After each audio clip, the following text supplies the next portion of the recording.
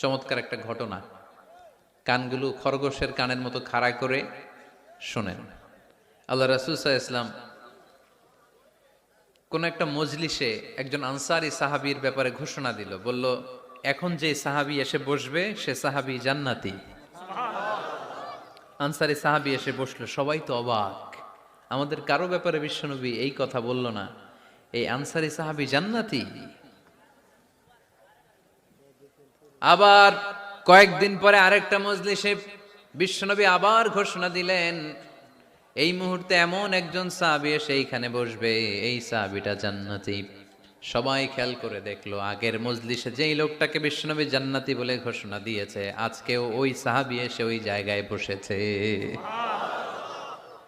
তৃতীয় দিন আবার বিশ্বনবী বললেন, এখন একজন সাহাবী এখানে এসে বসবে, সে জান্নাতি। সবাই খেয়াল করে দেখলো, ওই সাহাবীটাই আবার এসে বসেছে।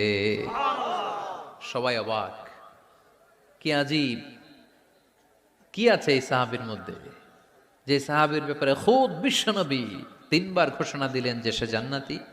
সবচেয়ে বেশি অবাক হয়েছিলেন সাইয়েদনা আব্দুল্লাহ ইবনে আমর ইবনে আস।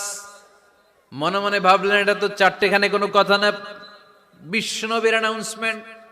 দুনিয়ার বুকে বিশ্বনবী তিনবার এই আনসারী সাহাবীকে জান্নাতি বলে ঘোষণা দিয়েছে, নিশ্চয়ই এই সাহাবীর এমন বিশেষ কোনো আমল আছে, এমন বিশেষত্ব আছে যেটা আমাদের মধ্যে নাই। যেমন করেই হোক এই সাহাবীর ভেতরের সব খবর আমার জানতে হবে। সাইয়েদনা আব্দুল্লাহ ইবনে আমর ইবনে আস একবার পরিকল্পনা করে ওই সাহাবীর বাড়িতে চলে গেলেন, যে বললেন, ভাই আমার আব্বার সাথে কয়েকদিন ধরে ঝগড়া, আমার ঘরে থাকতে মন চাচ্ছে না, তোমার বাসায় মেহমান হয়ে এসেছি, যদি তুমি অনুমতি দাও তোমার বাড়িতে 3 দিন মেহমান হয়ে আমি থাকতে চাই। কখন এই আনসারী সাহাবী কি করে, 1 দিন 2 দিন 3 দিন পর্যন্ত ফলো করার পরে সাইয়েদনা আব্দুল্লাহ ইবনে আমর ইবনে আস এমন কোন বিশেষ আমল এই সাহাবীর মধ্যে খুঁজে পায় নাই। 3 দিন গভীরভাবে পর্যবেক্ষণ, অবজারভেশনের পরে বিশেষ কোনো আমল ওনার চোখে পড়ে নাই। এবার 3 দিন পরে তো চলে যাবার পালা, ঠিক কিনা? এবার তিনি সোজা সাপটা আনসারী সাহাবীর কাছে যে ভিতরের কথা খুলে বলে ফেললেন, বললেন, ও ভাই, আসলে আমার বাবার সাথে এমন বড় কোনো ঝগড়া আমার হয় নাই যে কারণে বাড়ি থেকে বের হয়ে তোমার মেহমান আমার হওয়া লাগবে, আমি বিশেষ এক উদ্দেশ্যে এসেছি। কি উদ্দেশ্য? আব্দুল্লাহ ইবনে আমর ইবনে আস এবার বলতে আরম্ভ করলেন, আমরা খেয়াল করেছি 3টা মজলিসে বিষ্ণু ঈসা ইসলাম তোমাকে জান্নাতি বলে ঘোষণা করেছে, তাই আমি জানার জন্য এসেছি তুমি এমন কি আমল করো যে কারণে বিশ্বনবী ঘোষণা দিলেন যে তুমি জান্নাতি। কি এমন বিশেষ আমল আছে তোমার, আমার একটু বলো, আমি ওই আমল করে জান্নাতি হতে চাই। আল্লাহু আকবার।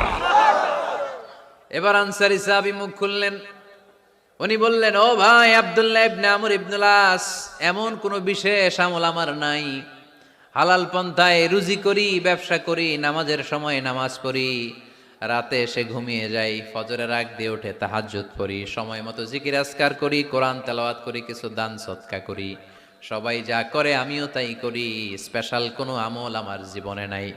তবে আব্দুল্লাহ ইবনে আমর ইবনে আস, শুনে রাখো, একটা কাজ আমি প্রতি রাতে করি, হয়তোবা এ কারণেও বিশ্বনবী আমার ব্যাপারে এমন ঘোষণা দিতে পারে। আব্দুল্লাহ বললেন, ও আনসারী সাহাবী, কি কাজ তুমি করো?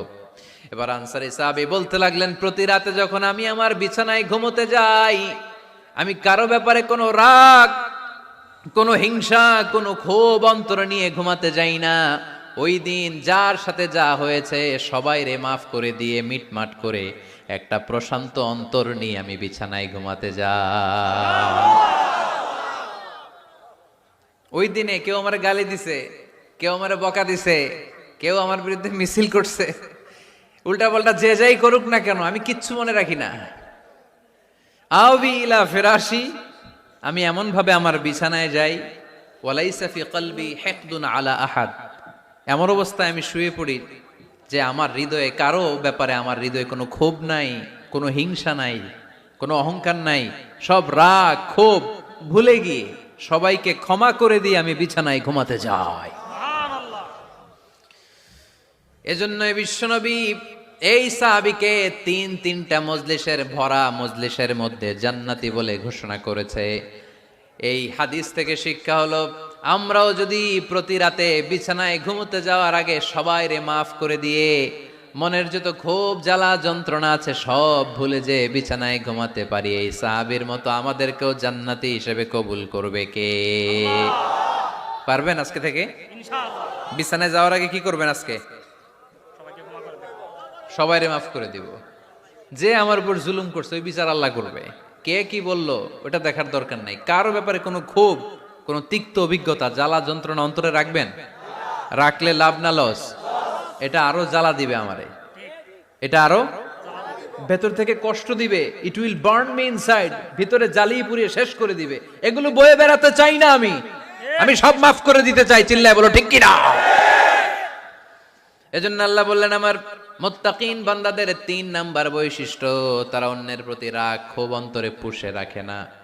অন্তরে রাগ ক্ষোভ জ্বালা পেলে পুষে রাখে না, বরং সবাইকে মুত্তাকি বান্দারা ক্ষমা করে দেয়। পারা যাবে? কি করবেন? ক্ষমা করব। কি করবেন?